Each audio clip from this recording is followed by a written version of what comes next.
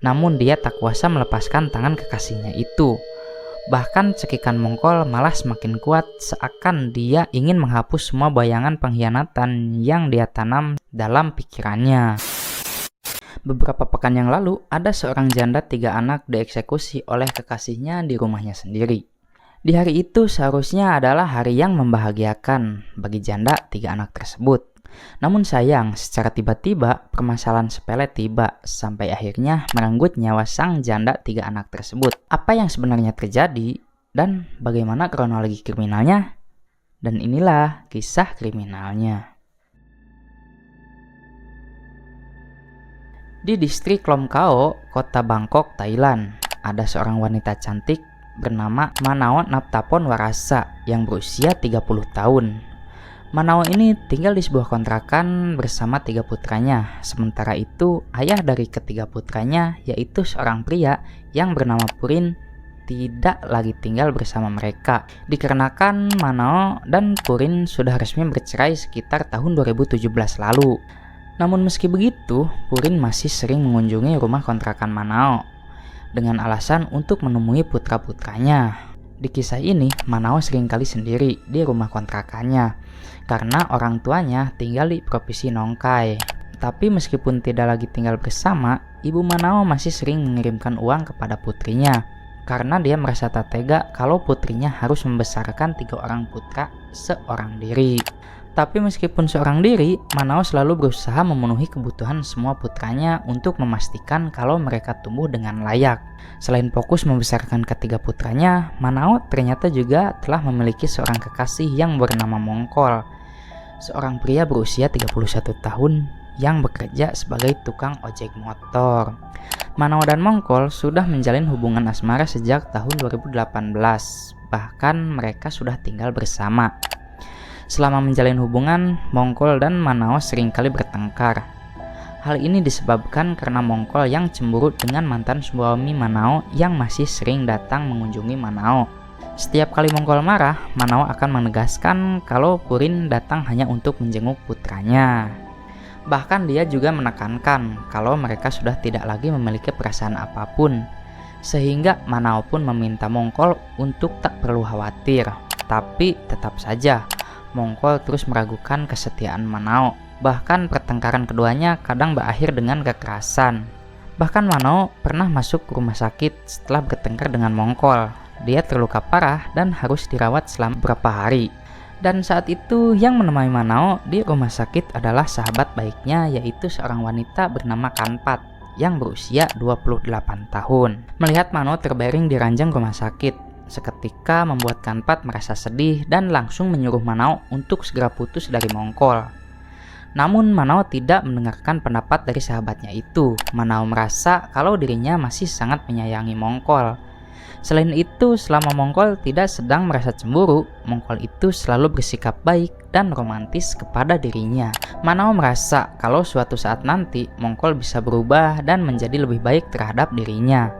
Tapi harapan tinggal harapan.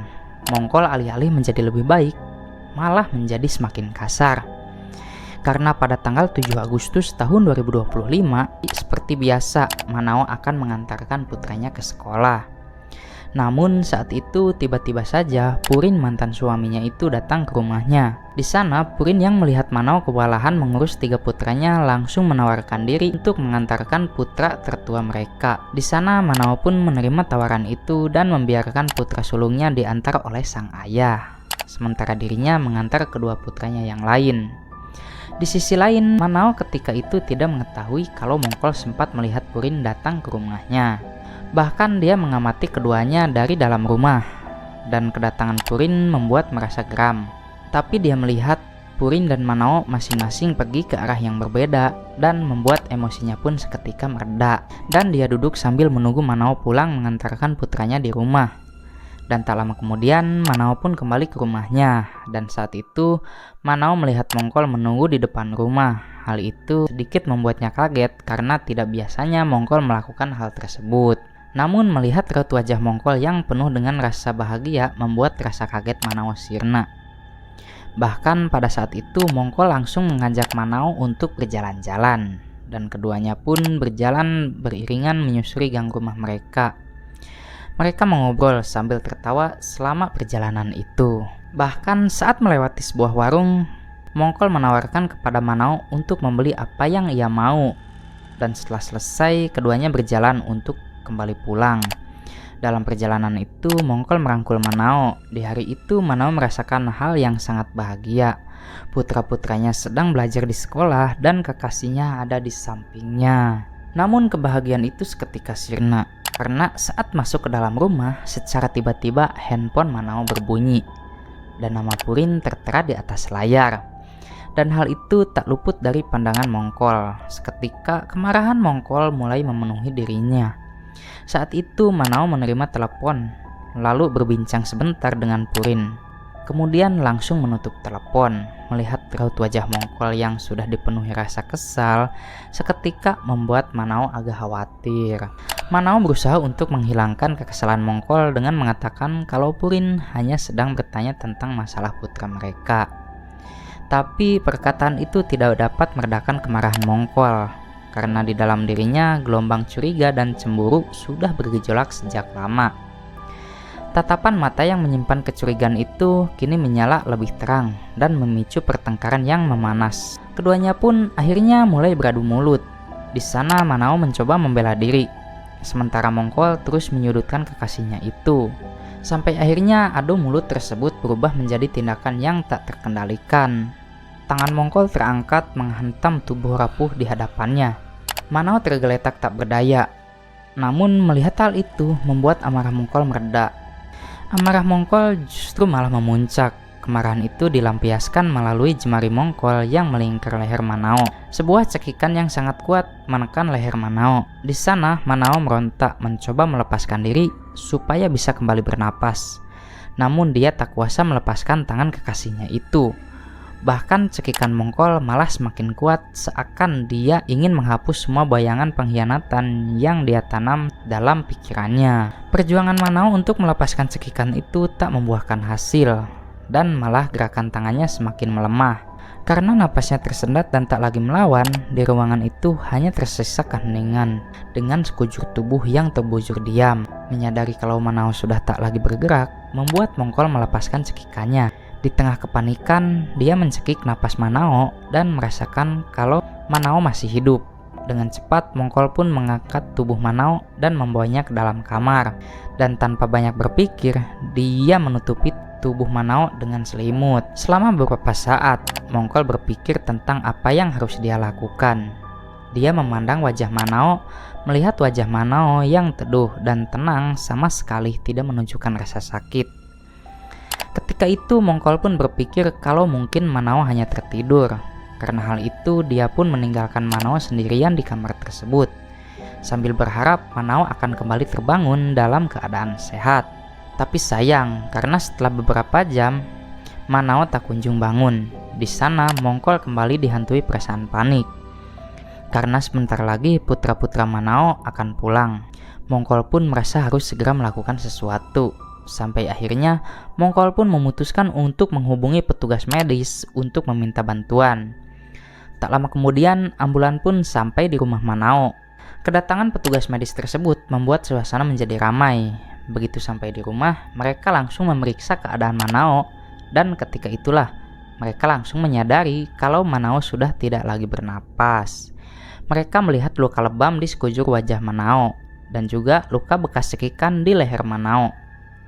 Tanpa menunggu lama, petugas medis pun langsung membawa Manao turun dari atas kasur untuk meletakkan dia di atas lantai. Lalu petugas pun langsung memberikan alat CPR, berharap hal tersebut bisa membawa kembali napas Manao. Namun sayang, karena setelah 30 menit melakukan CPR, petugas medis tetap tak bisa menyelamatkan Manao, dan mereka menyatakan kalau Manao telah benar-benar meninggal dunia. Selama semua proses berlangsung, Mongkol hanya bisa berdiam diri di pojok ruangan. Dia tak berani berbicara dan hanya menatap penuh kekosongan ke arah tubuh Manao. Sementara itu, kabar meninggalnya Manao dengan cepat tersebar ke teman dan juga kerabat Manao. Dan Kanpat sebagai sahabat langsung mendatangi rumah Manao. Sementara Purin, mantan suami Manao, langsung menjemput putra mereka. Dia membawa putranya pulang dari sekolah supaya bisa melihat ibu mereka untuk yang terakhir kalinya. Saat itu Kanpat yang sudah sampai langsung memeluk erat putra tertua Manao, berusaha untuk menenangkan serta memberikannya kekuatan. Di sisi lain, pihak kepolisian juga mulai berdatangan. Mereka datang setelah menerima laporan dari petugas medis yang melihat adanya luka cekikan di leher Manao. Begitu sampai di lokasi, polisi langsung mencatat keterangan dari para saksi, yaitu warga sekitar. Saat itu beberapa warga memberikan keterangan, lalu mereka sempat mendengar suara pertengkaran dari dalam rumah korban. Namun mereka tidak melakukan apa-apa karena hal tersebut sudah sering terjadi. Dan dari keterangan warga tersebut, polisi pun mengetahui identitas pelaku yang tak lain adalah Mongkol, kekasih dari janda anak 3 tersebut. Tanpa menunggu lagi, polisi langsung mewawancari Mongkol. Dalam wawancara itu, Mongkol menjelaskan kalau dia memang sempat memukul dan mencekik Manao. Namun dirinya menegaskan kalau dia sama sekali tidak berniat untuk mengeksekusi Manao. Bahkan Mongkol berpikir jika Manao sedang tertidur, dan karena hal itulah dia menyelimuti Manao di atas kasur. Dengan pernyataan itu, polisi kemudian menangkap Mongkol dan langsung membawanya ke kantor polisi untuk dilakukan proses hukum lebih lanjut. Dan atas perbuatannya, Mongkol akan didakwa dengan tuduhan pengeksekusian dengan disengaja atau penganiayaan yang menyebabkan suatu kematian. Dan dia terancam menerima hukuman paling ringan 15 tahun penjara. Sementara itu, rumah kontrakan Manao, tawa dari putra-putranya telah berubah menjadi tangis kesedihan. Karena di rumah itu kini hanya tersisa foto-foto Manao yang masih tergantung di dinding bersama ketiga anaknya. Nah, dan itulah kisah kriminalnya. Semoga dari kisah ini kita bisa mendapatkan pelajaran tentang memilih calon kekasih.